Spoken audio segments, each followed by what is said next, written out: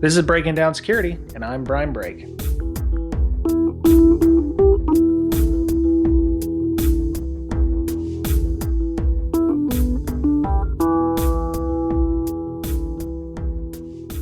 Welcome back, listener. This is Brian and Mr. Betcher for Breaking Down Security.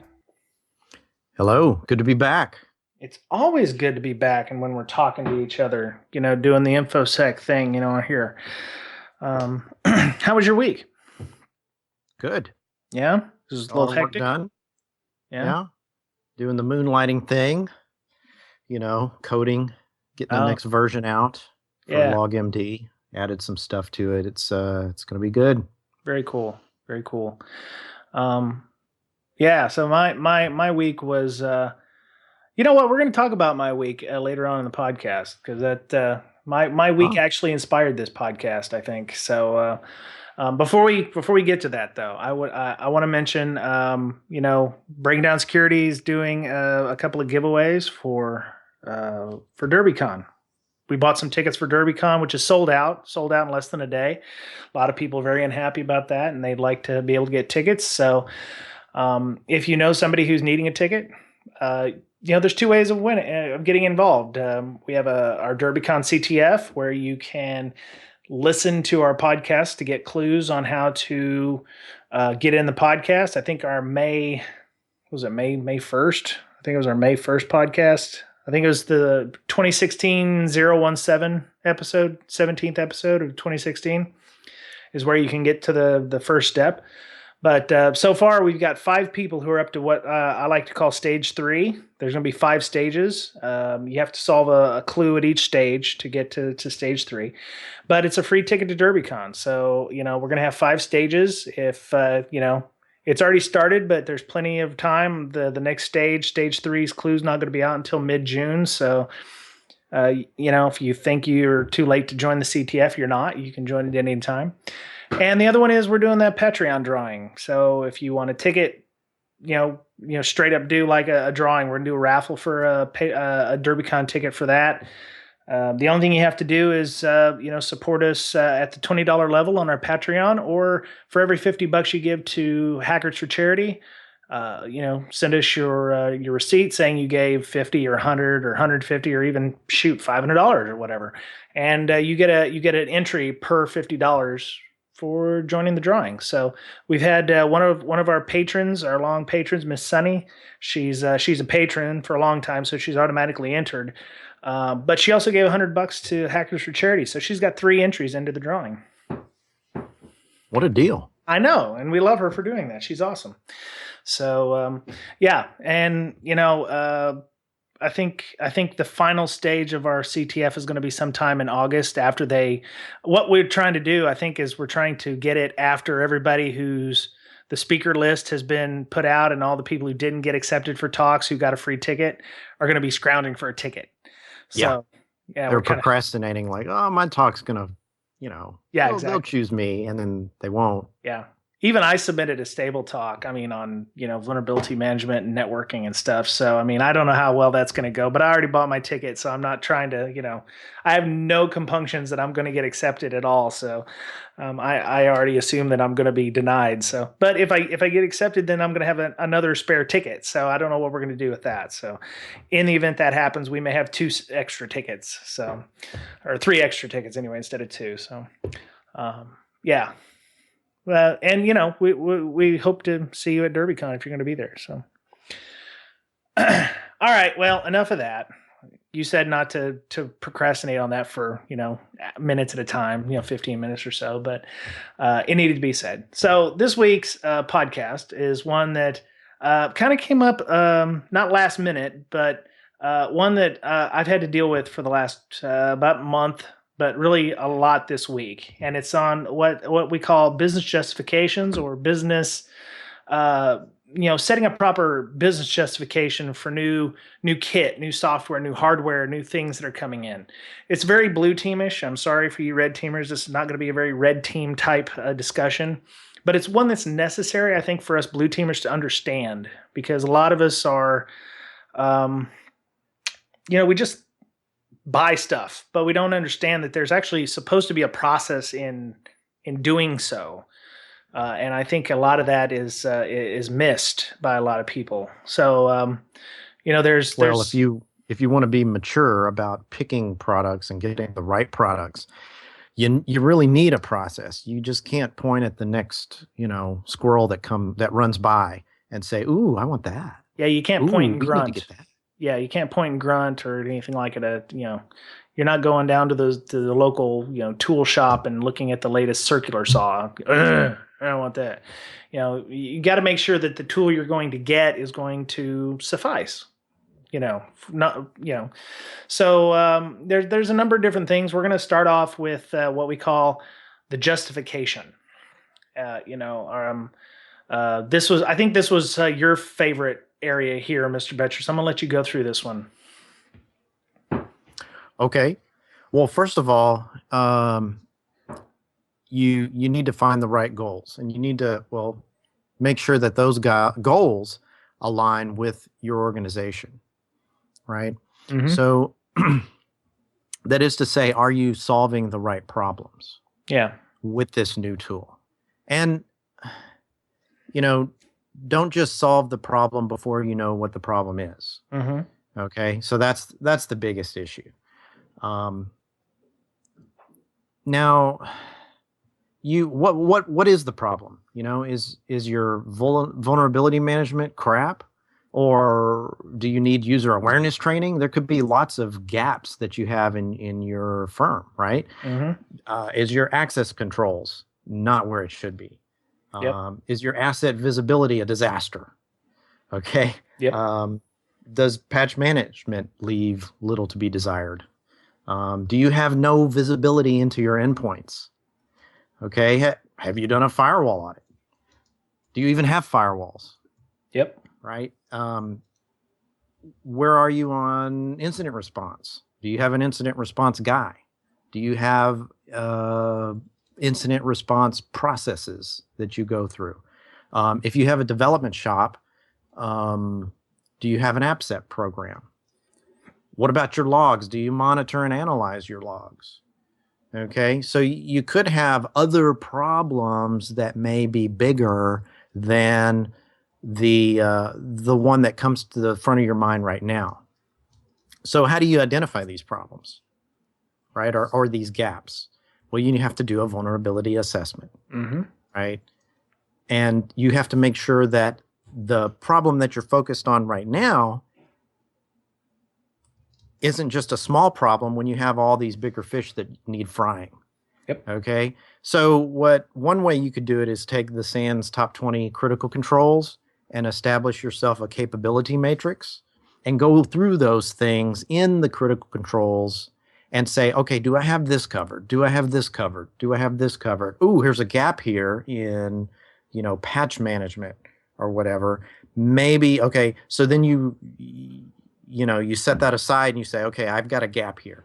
All right, do I have this covered? Well, yeah, it's kind of halfway because I have this other tool over here and it kind of covers this, but let's put that on the back burner for now. And you identify these gaps and then you have a list, right?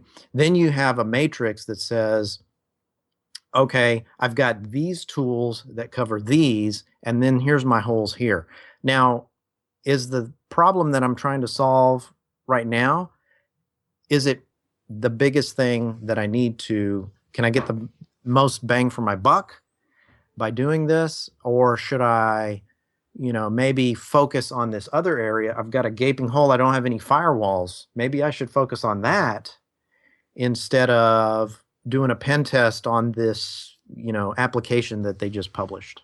Mm-hmm. Yeah. Yeah. One of the things, justification is a difficult thing because it's like, is the new shiny going to solve the problem, and is it worth paying for? Or like you said, is there something we can do that doesn't cost us any money that's going to reduce the problem that we have, or the perceived problem? Maybe there's a perceived problem that we think we have. So there's that's the whole part of the business justification. Is there really a problem, and will the new shiny fix the problem, reduce it, or does it create its own problems?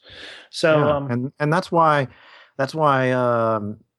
people pay security engineers to come in and say, okay, I've assessed this area, and you know what? It's not really that big of a deal right now. We should probably focus on, this other problem. We don't really have an AppSec program, and yet we're publishing new software quarterly, but we haven't even looked at it from a vulnerability perspective. Yeah. Maybe that's the biggest hole, because once our customers start seeing that, they can get owned 6 ways from Sunday just from, installing our application, we're going to be out of business. Yep. So that's why you have to look at your entire firm's security profile and holistically and see, order them, rank the holes that you have in order, and see what you can actually look at now with the resources that you have, and decide what's most effective for you.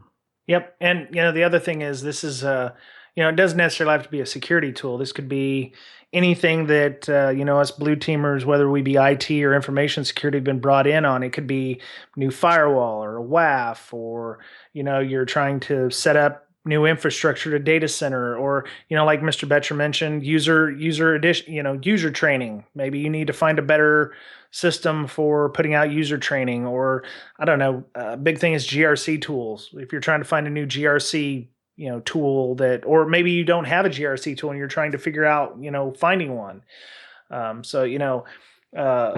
You hear a lot about, ROI or return on investment. The other thing is, how soon are you going to get value from the shiny that you're getting, the new shiny that you're getting? Is it something that's like, we put this in and we're going to see an immediate effect, or we're going to put this in, we got to futz with it for a while, we have to dedicate resources. We have to dedicate resources. We have to put this in, and then, we have to put in something else in as well to get, the real bang for our buck. Like, okay, we're going to buy, say, a very famous log correlation engine that rhymes with dunk.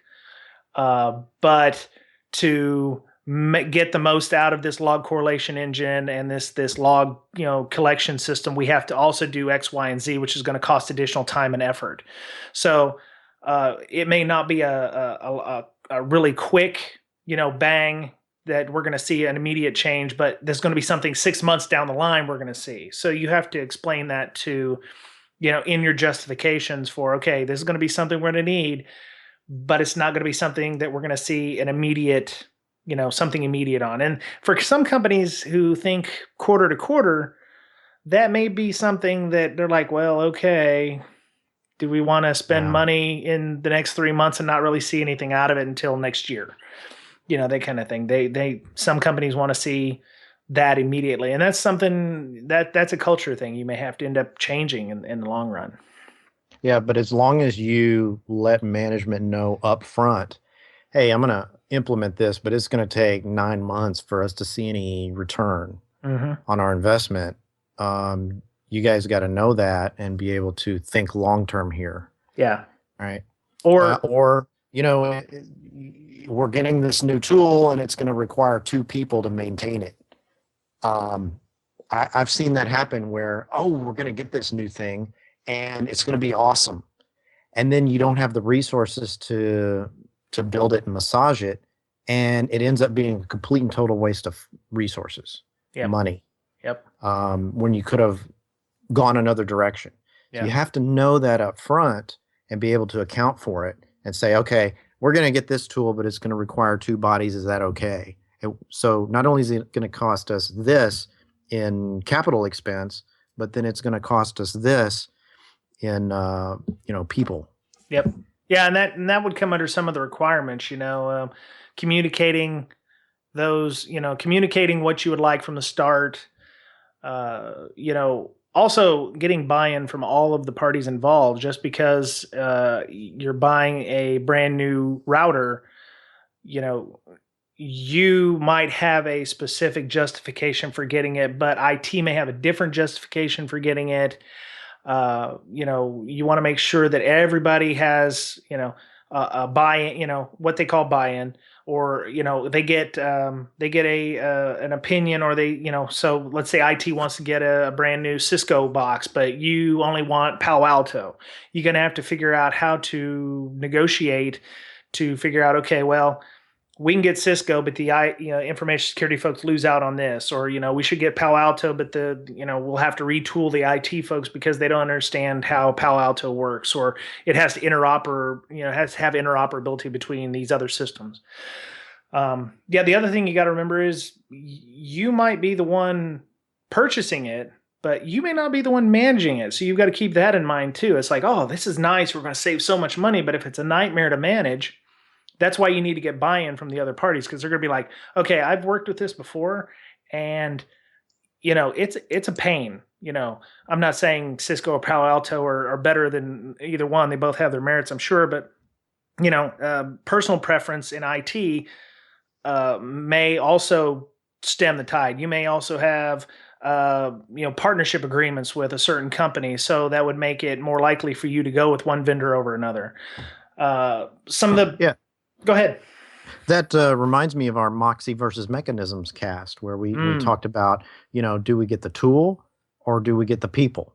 Yeah. Right. And which one works better for us? Mm-hmm. Or do we outsource this? Do we get a managed service for this particular piece? Yep. Right. And those are some of the decisions you'll have to make up front. And a lot of what you were saying had to do with, being a good communicator. Mm-hmm. You got to be able to talk to different people within your firm to be able to, make a better judgment as to whether or not this tool is going to work for the company. Yep. Yeah, and you can't come in with a whole my way or the highway kind of thing, because you're going to have to be gracious. You're going to have to work with the groups in your company, because if you don't, you may end up winning the war of which piece of kit you might get, but in the long run it's going to damage your credibility or your reputation, because you didn't include them on the decision-making process, and that's going to ruffle some feathers for good or ill.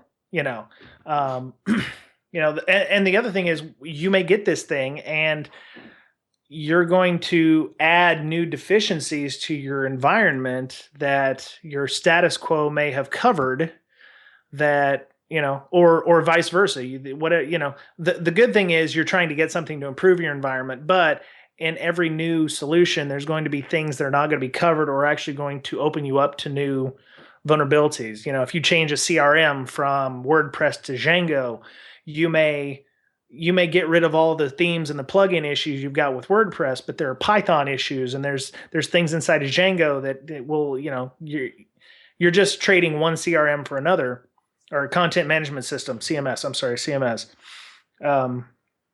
Your vulnerabilities are going to change. Your management style of those things are going to change. Your processes are going to change. So there's hidden costs there that you've got to think of when you're doing these things.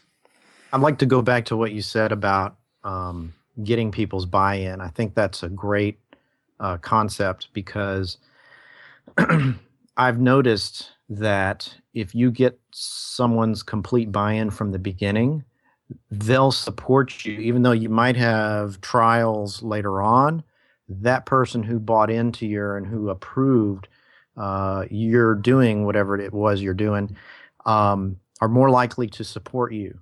Whereas that very same person who would have supported you had you got their buy-in, if you didn't get their buy-in, they'll probably be trying to undermine you at some point, saying, well, you didn't get my buy-in, but I knew that was going to happen. So, I don't need buy-in. It's very important. You didn't get buy-in from me, but now I don't have to get buy-in from you. Yeah. It's turnabouts. Yeah.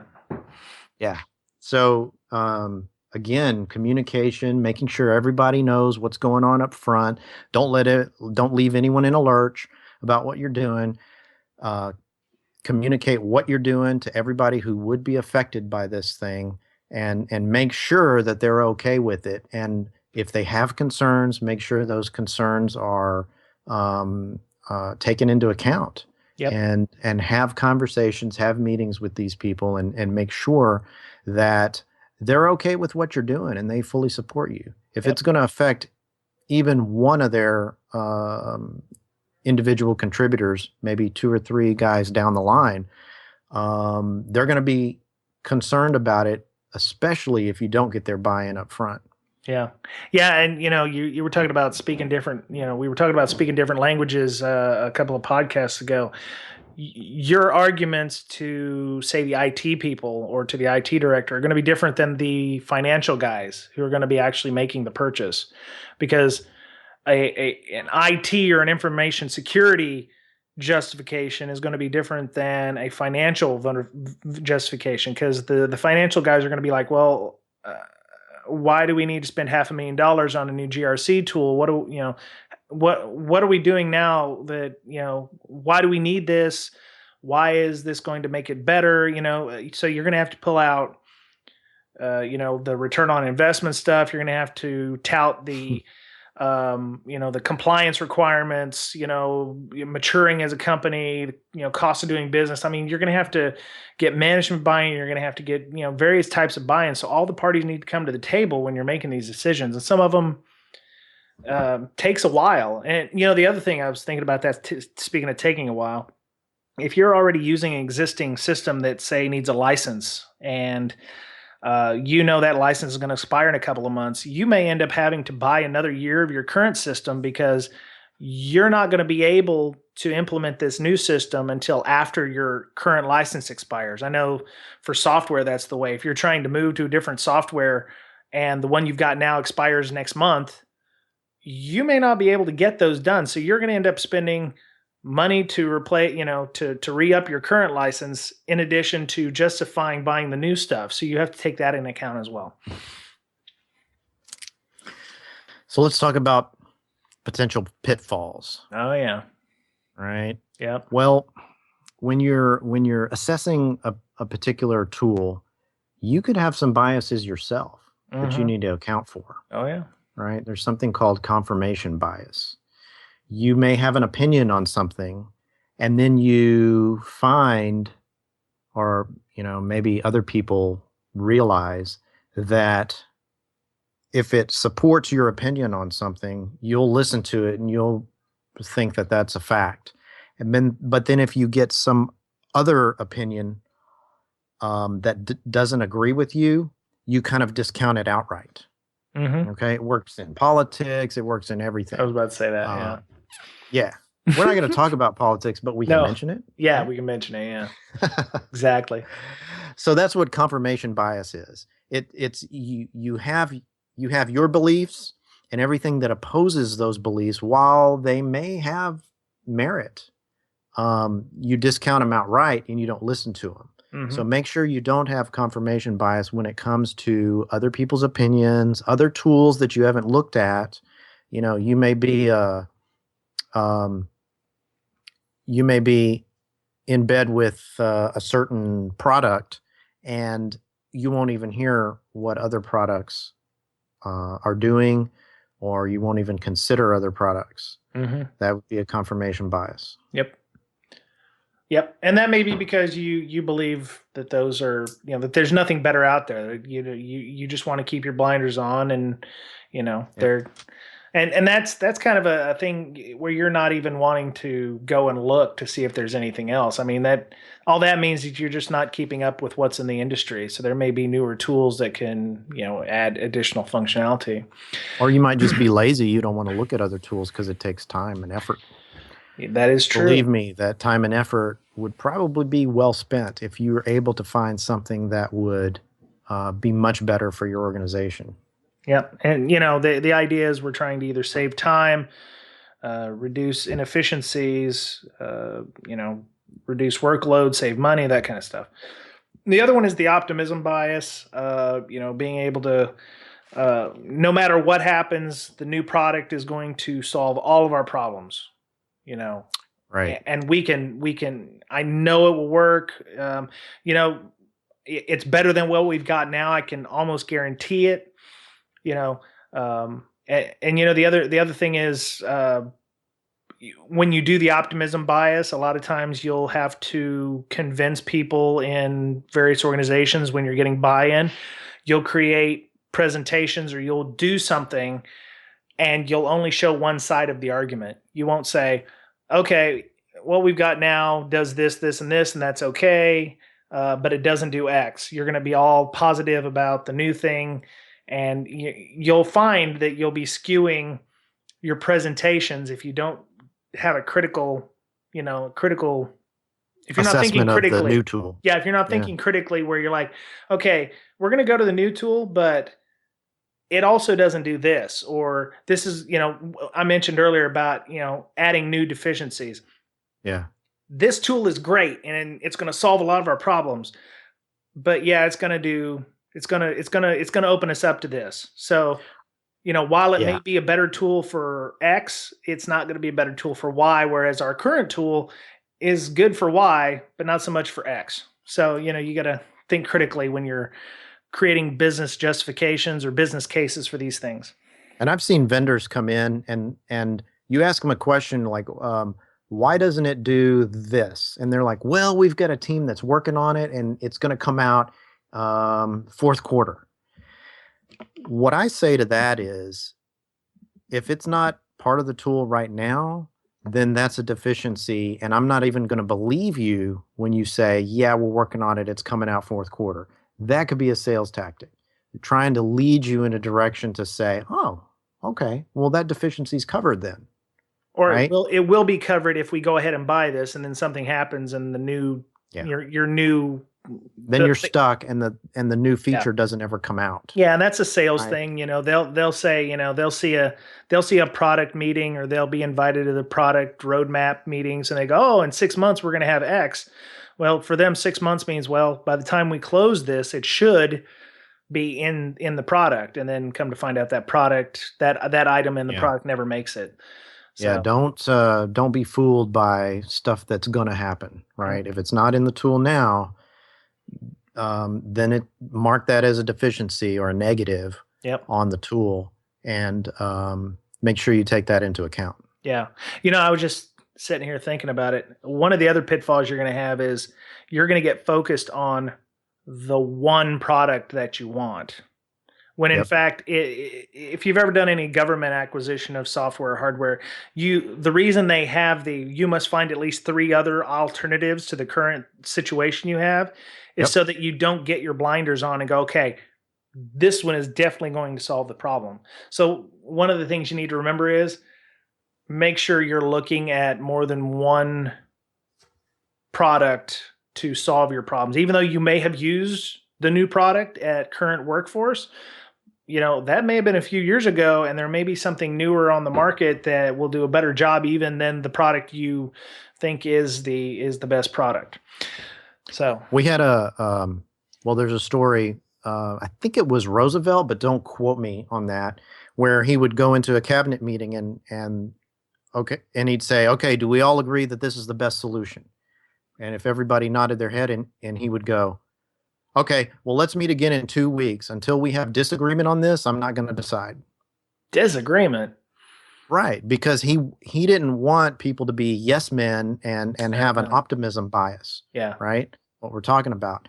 He wanted to hear the other sides and have someone disagree, so that way he could take both sides' argument and make a decision based on the best effort from all the different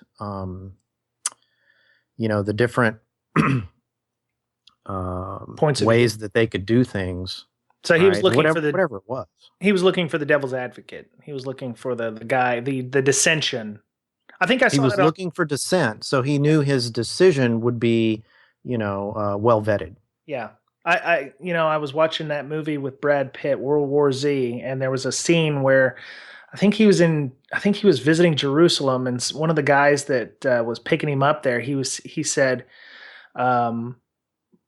they were working on some kind of scenario, and they had 9 men who were in this cabinet or this cabal of decision makers, and they had what was called the 10th man. So if 9 men were in agreement, The 10th man was the guy who was supposed to take all that data and come up with an entirely different idea. So the guy that was escorting Brad Pitt around the Jerusalem or whatever to try to figure out where patient zero was or whatever, he was the 10th man, and he had to go and basically said, I went with the idea that they were real zombies, or they were, this was actually a zombie outbreak instead, or whatever. And so he was the dissenting opinion. He was the devil's advocate, if you will. And the devil's advocate coming from, I want to say Roman Catholicism. He's the guy who's like argues against someone becoming a saint. I believe that's where the devil's advocate come from. So he's the prosecuting attorney in the beatification process. So he's the one who decides, hey, this guy probably shouldn't be a saint. He wasn't all that good. He kicked puppies and he cheated on his taxes and stuff. So probably shouldn't be, he did all these things, but he also did this stuff. So, and then they make up their decision based on that. Thanks for that ancient philosophy, Brent. I'm probably wrong, and somebody's going to just totally get me on that, but that's what I always heard and understood. So I could be wrong. Well, there's a Google for that. Yeah, there's a Google for that. Right. So let's say that you have found 2 or 3 potentials for your vendors for this new shiny that you have. There's going to be some items that you're going to need to get when you're speaking to vendors. Some of these things you need to do when you're in the information gathering process. You're going to have vendor demos.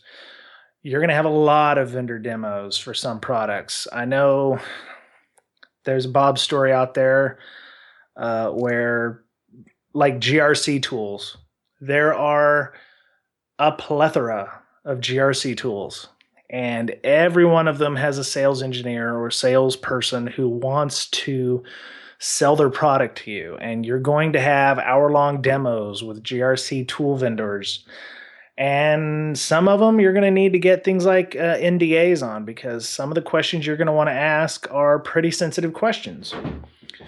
So you need to make sure that you have disclosure agreements in place in case you want to discuss various things, because everybody's interconnected. Everybody's got partnerships these days, and you want to make sure that you're legally covered to be able to go, yeah, we need this because we're not doing X, or we are doing X. You need to be able to speak plainly on these issues and making sure that you're legally safe from having that information disclosed, because the last thing you want to do is seeing your companies, oh, they're not doing this, on the internet or anything like that. Sometimes in the decision-making process for vendors, you need to make sure they're compliant with various things that you're compliant with, because things like PCI or I know HIPAA requires third-party business agreements to show that the third parties are safeguarding data if one of your solutions requires you to safeguard data. Or if you're looking at, potential data centers, you need to make sure that they're SOC compliant, at least SOC 2 compliant. So you need to make sure that they're up on their compliance requirements for those kinds of things. Policies and procedures. What do they do for incident response or disaster recovery if there's an outage and your new shiny requires, so much uptime, or it requires a certain service level agreement? Some of those things will come up in statement of work, but you might need to know that stuff when you're making the final decision, if it's down to 1 or 2 kind of things. If it's a hardware or software product, you may want to understand what kind of security scans that they've been doing. Some of these things also will require the NDA to be in place before you get that kind of information, especially policies, IR plans, security scans, anything they've done for that kind of stuff. So, yeah. Yeah, I mean, also not even security, but hardening tests. I mean, has it been through the ringer? What kind of QA has been, and maybe what testimonials as well? What other companies use this and this product, stuff like that? Yep. Can you get a trial version of it and test it even more? That's true. Yeah. And that'll be a selling point if they can say, oh yeah, our stuff's been scanned by this well-known security company, and it's awesome, and there's been news press about how awesome our product is, so you can look here. And also, yeah, some of the research needs to be done on your end. If you should know that this company's had this much testing done. If they've mentioned that to the media, you should be able to look that information up. Yeah, speaking of asking them questions, you had some stuff to say about vendor demos. Yeah, you mentioned that the podcast at the beginning that this kind of affected me. Company I'm working for has been looking at upgrading some things recently, and we've been through a lot of vendor demos. And I think if you're in vendor demos, especially a lot of them, it pays to really pay attention, even though this stuff may seem boring. The reason we did this podcast was I was like, well, I have to identify my own deficiencies. So a lot of times I find my attention waning, or I try to multitask with these things. And invariably, at some point when I've been multitasking, I hear, "What do you think about that, Brian?" And they say, "Oh, well, I really haven't been paying attention. My bad."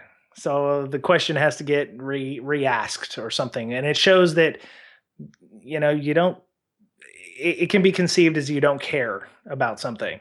Vendor demos are time consuming. They are very important because if you've been invited to a vendor demo, that means they consider you to be a decision maker in your company, or a leader in this case, of where you want to take your company in the future. People are going to be relying on you to make a good decision, or to give proper feedback or input on how you feel a product is. And if you're not paying attention and you go with a product that maybe you wouldn't have went with, you don't have anybody to blame but yourself. So, yes, I am going to do better at paying attention during these things instead of trying to multitask. So close your laptop. Well, no, I gotta watch the laptop because it's a WebEx. So I've got to, be watching the fancy graphs and stuff, and listen. And, the other thing about the vendor demos, don't be afraid to ask hard questions. So if you know that there's a comparable product, or the product you're using now, ask how your product is better than, what you have now. Or, if you've seen a blog post critical of the product that you're demoing, ask them, for rebuttal of the blog post if you've seen something like that. Or, hey, I saw somebody mention on Twitter that your product is, it doesn't do X. Why doesn't it do X? When will it do X? Got to ask those hard questions. The salespeople, they're going to get all types. They've probably heard some hard questions. They probably have some of those answers already.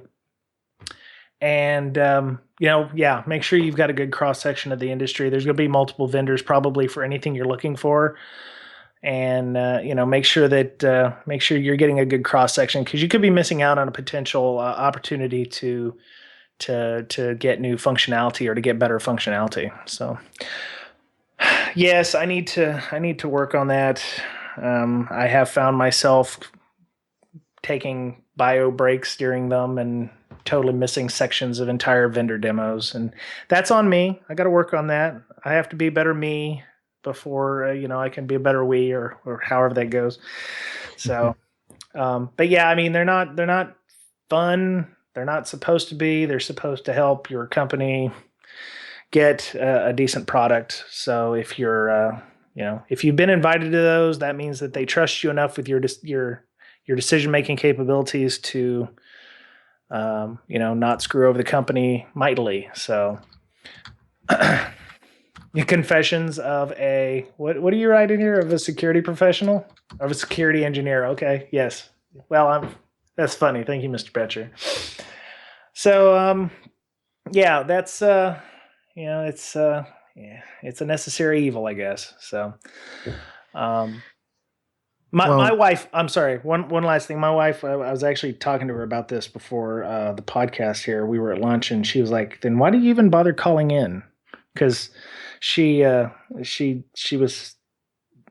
if you're not even going to bother watching the demo or pay attention to what's going on, why are you there? Because you're not helping the company at that point. So And your inability to make a decision or you're not paying attention could actually cause them to assume that you're okay with that. Silence may mean an affirmation of something that you may not necessarily want to, agree to. So that's That's something. genius right there. You Yeah. should listen to her.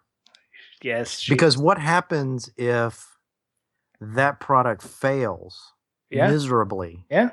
You're one of the guys who bought into it, even though you weren't paying attention. Yeah. Well, or you'd be like, well, the sales guy's like, well, I'm going to go ahead and send you over a quote for X if I don't hear any other reasons for that. And okay, I'm going to take Apathy. silence as a yes. I'm going to take Yeah. the silence as an opt in instead of an opt out. So, yeah, that's something you got to think about. So, all right. Okay. Well, I mean, you must have done a few vendor demos. How do you handle them? I try to pay attention as much as I possibly can and ask good questions and take, like I said, take everything with a grain of salt because this guy is trying to, or gal is trying to sell you this product and they're going to say all of the good stuff about it. Mm-hmm. This product can do no wrong. It's going to solve all your problems. It's plug and play. You don't have to worry about it. You don't have to manage it. We'll help you out. Just buy it. Yeah. And you have to be mature about it and say, oh, well, okay, hold on. What about this? What about that? And that's where you start getting these things when you start asking questions, intelligent questions. That's where you get them to admit, well, yeah, we're working on that. It's not in there yet. Invariably that happens 80% of the time. Yeah, we're looking to add that. Yeah. And just don't believe them. Yeah, you Right? gotta Don't believe that. you gotta hold their feet to the fire and make sure that they're gonna give you the proper information. Because if you just let them run over you, some of them Yeah. will. They'll promise you the moon, and you're not gonna get that. Or Yeah, it's not. hey, yeah, we can definitely do that for you. What they don't tell you is, hey, yeah, we can definitely do that for you. We'll take 2 years. My suggestion would be to read a book on sales, like sales tactics. Mm-hmm. Yep. Maybe we can Amazon search or whatever some different books on car sales. Right? They Yep. use all the same tactics. Right? Yep. They get you in, and there's a bunch of different um, strategies that they use to pull you in where you're paying an awful amount and you got the extended warranty Rust and all proofing. this stuff, and yeah, you're basically apologizing for something that went wrong, but they're casually smiling saying, oh, I got this guy. Yep. A couple of takeaways I have from this cast if you want to get into that. No, let's do that. Don't be afraid to get rid of the old stuff in favor of the new stuff as well. You may have something that, hey, Bob has been running our IPS since the beginning. I mean, he practically started this security program. We can't outsource our IPS or get a different one. I mean, Bob can't do anything else, right? If it's a better decision for the company, then you should certainly pursue it. That's right. Get rid of And Bob. get rid of the old stuff in favor of the new stuff. Yeah, get rid of Bob. He's the old stuff. Bob just isn't pulling his weight anymore. I mean, he's just married to that one tool that we keep relying on. And maybe your new tool can replace existing functionality and still give you that new hot and shiny that you wanted. Yep. Right. If you have a tool that can solve your log management problems and it also does vulnerability management, maybe you can buy one thing and replace another to certainly justify more so getting that new tool. Yep. Right. If you won't have to pay for your current tool anymore in licensing by getting this new thing that does even more. Yep. Okay. And probably better. All right. Fair enough. So I'm going to give some takeaways that I thought of. one, I think it's important for you to absolutely know what you want from a new solution. I know that I have worked at other organizations where we know we need something, but we don't know what we need to get from that solution, which is why it's so important for the communication part. I think that it's important to make sure that you have your proper requirements down. Maybe you create a point paper going, okay, we know we need a new shiny. We need a new this. It needs to do X, Y, and Z at a minimum. You know, these are what we can. We've got a new tool. This is what we definitely need to have from it. And then have your nice to haves. Okay, it needs to route traffic for firewall. It needs to be able to route traffic. It needs to be able to segment the network. We would like it to also be able to do this, but it's not necessary. You need to separate it into the haves and the must-haves, or to the haves and the wants. Anyway, it needs to have this. We would like it to also have this. And you were talking about the new shiny, but a lot of what I've seen at many companies is we're not using our current solutions to their utmost. I know that in the Navy, we had tools where, it does all these awesome things, but we only use it to show things on the screen. We had this thing called the Wall of Thunder. It was a presentation tool. It was a computer with this very fancy video cable in it, and it had 4 CRTs at the time. This is how long ago it was. Thank you. I had rowboats and stuff. I was on Viking ships. But all we did was show satellite pictures on it. And it was this massive presentation tool that we were supposed to be able to do all these different all these different weather products on. And all we did was put up a Windows Internet Explorer 6 picture of the Indian Ocean. And that's all it did. And wow. We're like, okay, so it's sitting here doing nothing. It's just showing a satellite picture of the Indian Ocean. You see that a lot at many companies. It's like, okay, this box, it could do X, Y, and Z, but we're only using it for one minuscule part of what it's supposed to do. So I think you need to also, before you go and look for a new shiny, make sure that what your current solution is doing, are you using it to its utmost? Or is there maybe a little add-on that you can do? Maybe there's an add-on to that company, from that company, that will satisfy what you're doing. And maybe you'll save yourself a ton of money. Maybe it's only $500, $600 for a new module, but you don't have to pay another $30,000 for a brand new system. And I'd like to add on to that too. If your company is larger and the different silos aren't communicating with each other, one of the different parts of the organization, like IT, may be using a tool for, say, log management, and the security team also has their tool for log management. If you would have communicated that, you guys could have leveraged the same tool. Exactly. Right? Exactly. Yep. And also along those lines as well, if you do get a new shiny that's expensive or whatever, or you have one that you're currently using, you've had it for years, maybe you spend a crap ton of money on it, but Joe over there is the one in charge of it, and Joe's knowledge of that tool is effectively zero. Mm-hmm. Right? So in that respect, you're not getting the what you should out of the tool if Joe really doesn't know what he's doing. Yeah, exactly. Whether or not you take the new shiny or you take the old tool, maybe the old tool, you just need to take and send somebody to training to understand how to use it better.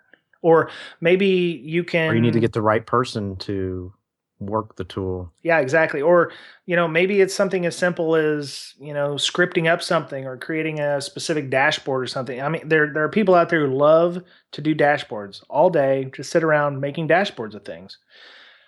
Maybe it just needs a different method of displaying the data, or maybe it just needs a different method of, doing whatever it is that it needs to do. Maybe there's a different way of, showing the information, or, working in a specific manner. Maybe you need to wipe the entire configuration and start over again to get it to work more efficiently.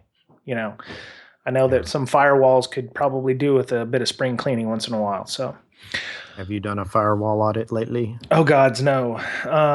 No, there's I don't do those. That's not my bag anymore, sir. I still have nightmares from having to do firewall audits. You Thank you very still do much. them in your dreams every once in a while, Yes, right? I do. Cold sweats, yelling, screaming. Yes, yes. So, yeah, that was. I have definitely learned something. A little self introspection, to understand my own deficiencies here. So I will probably be doing a little better job of paying attention this week. Um, so yeah, that was it, Mr. Betcher. If people wanted to continue discussing this topic with you, how would they go about doing so? I can be reached on Twitter. My Twitter handle is at Betcherpwned. Okay, BoettCherpwned. right on. For the BreakSec podcast, our official Twitter is at BreakSec, BRAKESEC. And you can follow me at Brian Brake, BRYANBRAKE on Twitter. We have a Facebook fan page. We have a LinkedIn group. We have a Tumblr. We've got all kinds of stuff. We're on various radio networks like Player.fm, TuneIn Radio. We're on the Google Play Store. Got a ton of new listens this month. Holy cow. It's like people have decided that podcasts are the thing to listen to. So welcome any new listeners. Yes, I will say this. It has been a few months since I mentioned this, but yes, breaking down security. The breaking part is spelled BRAKEING. Yes, that is a thing. No way. It's my last name. I had somebody on the Facebook 2600 group go, "That's annoying. Why is he doing it like that? He's got spell check busted or something." And I was like, thankfully somebody beat me to it and said, check out his last name, bro. So I appreciate the gentleman for supporting me in that. We have a website, www.breakingsecurity.com, BRAKEING security.com. And our Patreon. I forgot that. I did mention it at the beginning about the DerbyCon thing, but if you don't want to go to DerbyCon, you can still support us. We have numerous support levels, $5 rewards, you can, it's like a tip jar, if you will. We believe in the value for value model over here at BreakSec World headquarters. The podcast is always going to be free, but if you do find value in what we've just talked about, or, our interviews with people in the industry, we wouldn't hate a buck or two a month if you so choose. So we appreciate that. I'd like to thank David for supporting us at the $20 level. He's been entered into our DerbyCon contest, but we've got a bunch of people who've been supporting us for years. At the $5 level, we've got David and Miss Sunny and some guy named Leroy Jenkins. I wonder who that is. You're looking at me like I know. I'm fairly certain I know who the Leroy Jenkins is. Thank you, Mr. Betcher. NU. He looks like he's at a place in North Carolina. He's got an EDU account, and then Casey. So Casey's another one of our $5 members, and Tom. Sorry, I forgot Tom. He's a $5 member as well. So thanks to all of those folks. They're really long time contributors. They're entered into the DerbyCon drawing if they'd like to, because they've been for so long, but they have to send me an email and let me know. So that's been it for this week's podcast.